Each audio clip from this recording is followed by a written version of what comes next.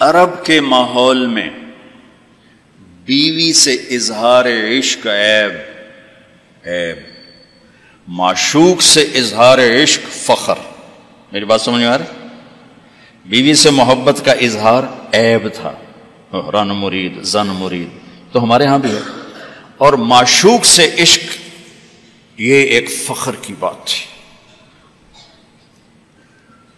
یہ چند شعر سناتا ہوں۔ هل تبکین لیلا اذا مت قبلها وقام على قبر النساء النوائح۔ لیلا کے لیے اس کا مجنون، ہم تو مجنون کہتے ہیں، اس کا نام تھا توبہ، توبہ ابن السم الخفاجی، عراق کا قبیلہ تھا۔ خفاج مکے میں آباد ہے اب بھی، نام آیا نا لیلا کا۔ کما لو اصاب الموت لیلا بکیتها وجاد لها دمع من العین صافح، لیلا کا نام آیا۔ واغبط من لیلا بما لا اناله بلا كل ما قرت به العین طائح، پھر بھی لیلا کا نام آیا۔ ولو ان لیلا الاخیلیۃ سلمت علی ودونی جندل وصفائح، لیلا کا نام آیا۔ 4 اشعار ہر بیت میں لیلا لیلا لیلا لیلا، اس کی بیوی نہیں ہے، عشق ہے، اور وہ کھلم کھلا شعر کہہ رہا ہے۔ ترکت ہوا لیلا وسعدا بمعزل وعدت الى مسحوب اول منزلی، سعدا لیلا بثینا، یہ سب سچے کردار ہیں۔ اے ساڑھے ہیر رانجے دا وارث شاہ دا دماغ الٹا ہویا ہے تو اس لکھ چھڑی، یہ کوئی کردار نہیں ہے، سسی پنو لیلا ہیر رانجا یہ سب، لیکن یہ سچے نام لیلا، سعدا، بثینا، سعاد، یہ سب صحیح کہانیاں ہیں۔ تو میں لیلا کی سنا رہا ہوں، اور اس کا عاشق کھلم کھلا کہہ رہا ہے مجھے لیلا سے عشق ہے۔ اس کے باپ نے کہا تو نے مجھے رسوا کر دیا، حرم میں تھے، کہیں توبہ کر تو آج کے بعد لیلا کا نام نہیں لے گا۔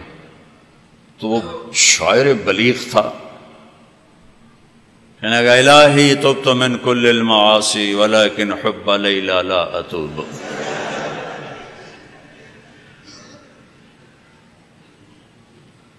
اللہم لا تسلبنی حبها ابدا ویرحم اللہ عبدا قال آمین۔ یہ 2 شعر پڑھ کے ابے کو سنا دی کہ یا اللہ ہر گناہ سے توبہ، لیلا کی محبت سے نہیں، جو میری دعا پہ آمین کہے اس کا بھی بھلا کر دے۔ یہ میں نے آپ کو عرب کا ماحول بتایا۔ اس ماحول میں کسی کا کہنا مجھے بیوی سے پیار ہے جگر گردے کا کام۔ یہ بات سمجھ میں آ گئی؟ اب سنو، مسجد میں محفل ہے اور میرے نبی سے ایک شخص پوچھتا ہے یا رسول اللہ من احب الناس الیک، آپ کو سب سے زیادہ کس سے پیار ہے؟ اور یہ کان میں نہیں ہو رہی بات، کھلا سوال ہے، کھلی مجلس ہے، اور آپ کھل کے فرماتے ہیں عائشہ سے، عائشہ سے۔ وہ سائل بھی ہل گیا، سننے والے بھی ہل گئے، بھی ایک ہی بڑی۔ اس نے جلدی سے سوال بدلا، یا رسول اللہ میرا مطلب ہے کہ مردوں میں سے کون پیارا ہے؟ تو آپ نے نبض اس کی دیکھ لی، تو اب آپ نے کہنا تھا ابو بکر سے، تو آپ نے کہا عائشہ کے ابا سے، ابوہا عائشہ کے ابا سے۔ میرے بچوں، میرے محترم اساتذہ و مفتیان، یہ زندگی پڑھانے کی ہے جو ان کے کام آئے گی۔ انشاءاللہ رفع یدین کرنے والے بھی جنت میں جائیں گے، نہ کرنے والے بھی جائیں گے، اگر کبائر سے اجتناب ہے، محرمات سے اجتناب ہے، تو اونچی آمین کہنے والی بھی جائیں گے، پست آمین کہنے والی بھی جائیں گے۔ یہ تو مختلف ہی چیزوں میں جنت جہنم کا پھر معیار نہیں رہ جاتا، پھر اولا غیر اولا کا معیار رہ جاتا ہے۔ لیکن جو چیزیں میں آپ کو زندگی کی بتا رہا ہوں، ان پر جنت اور جہنم کے فیصلے ہونے والے ہیں۔ تو اپنے گھروں کو اگر آباد کرنا ہے تو اپنے نبی والے خوبصورت اخلاق اپناؤ، جس سے میرا گھر آباد ہوگا، آپ کے گھر آباد ہوں گے۔ ایک آیت سنا دیتا ہوں جس میں پوری زندگی موجود ہے۔ ہن لباس لکم وانتم لباس لہن، تمہاری بیوی تیرا لباس ہے۔ یہ اس سے تشبیہ ہے. آپ کا کیا خیال ہے؟ میں ابھی کپڑے بدل کر آیا ہوں، اس پر میں چائے گراؤں گا، خود سالن گراؤں گا؟ بلکہ وہ ضیافت میں جب کپڑے پہنے ہو نا دھلے ہوئے، تو ہم آستینیں چڑھا کے کھانا کھاتے ہیں کہ کہیں آستین سالن میں نہ ڈوب جائے. سامنے ہم کوئی رومال رکھتے ہیں کہ اس پر کوئی سالن کا قطرہ نہ گر جائے، کوئی چائے نہ گر جائے، کوئی داغ لگے تو فوراً دھوتے ہیں. کبھی دیکھا کسی نے اپنا کرتا پھاڑنا شروع کر دیا ہو؟ میں قربان جاؤں، قرآن کیا کلام ہے. ایک لفظ میں پوری زندگی سمجھا دی کہ جتنا لباس کو بچاتے ہو اتنے اس رشتے کو بچا لو تو زندگی آباد ہو جائے. ہن لباس لکم وانتم لباس لہن. اللہ عورتوں سے بھی کہہ رہا ہے کہ تیرا خامن تیرا لباس ہے، اور ہمیں کہہ رہا ہے تیری بیوی تیرا لباس ہے. دونوں کو اللہ نے سمجھا دیا کہ جتنا لباس کی حفاظت کرتے ہو اتنا اس رشتے کی حفاظت کر لو تو گھر آباد ہو جائے. غریب کا بھی مالدار کا بھی. گھروں کی آبادی کا تعلق نہ علم سے ہے، نہ فتوے سے ہے، نہ پیسے سے ہے، نہ فقر سے ہے. گھروں کی آبادی میٹھے بول سے ہے، اچھے اخلاق سے، محبت سے، اظہار محبت سے.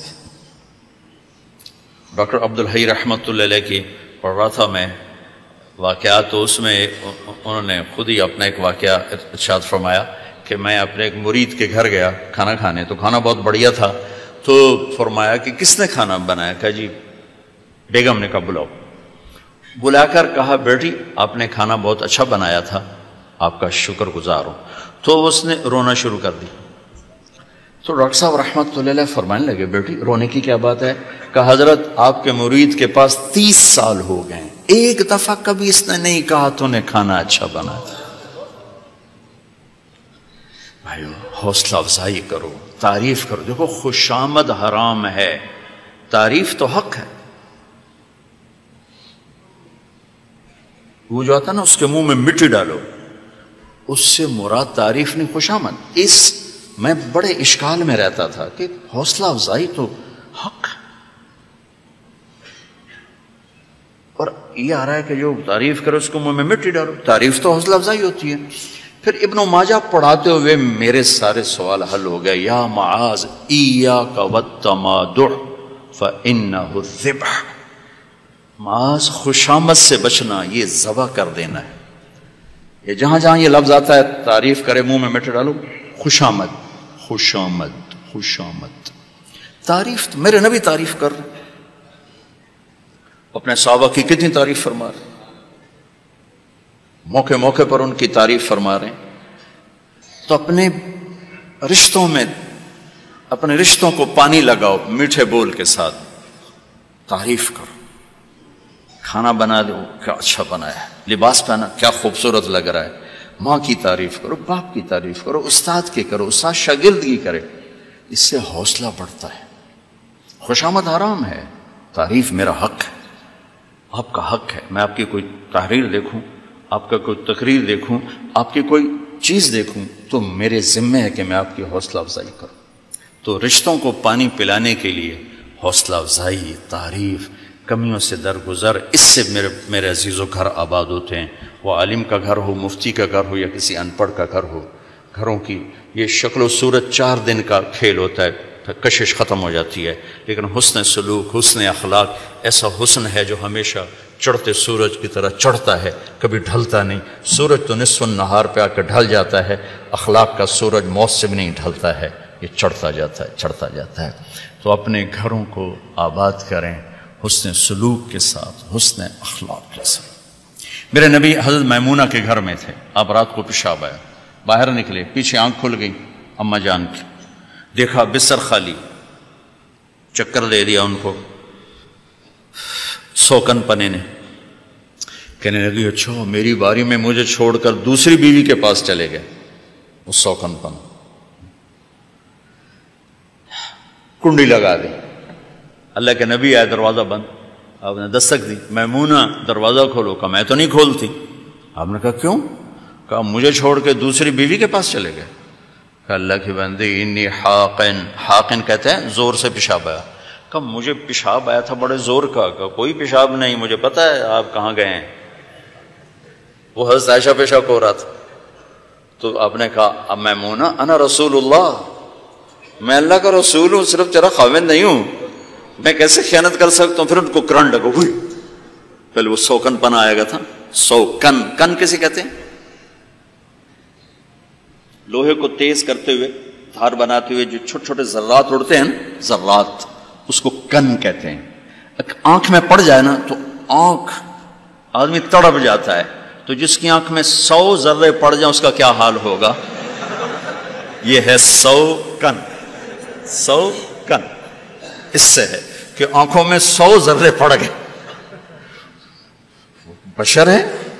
تو انہوں نے کہا، آپ نے کہا میں اللہ کا رسول ہوں، میں خیانت کر سکتا ہوں؟ پھر تو جا کے نا دروازہ کھولا ڈرتے ڈرتے، تو اللہ کے نبی مسکراتے ہوئے آئے اور آ کر اپنے چارپائی پہ بیٹھے، ایک لفظ نہیں، ایک لفظ۔ میرا عزیزو، یہ میرے نبی کی خوبصورت زندگی ہے جس میں یہ سارے دروس موجود ہیں۔ زندگی کو حسین بنانے کے لیے پیسہ نہیں چاہیے، اخلاق چاہیے، شکل صورت بھی نہیں چاہیے، اخلاق چاہیے، اچھے اخلاق، میٹھا بول،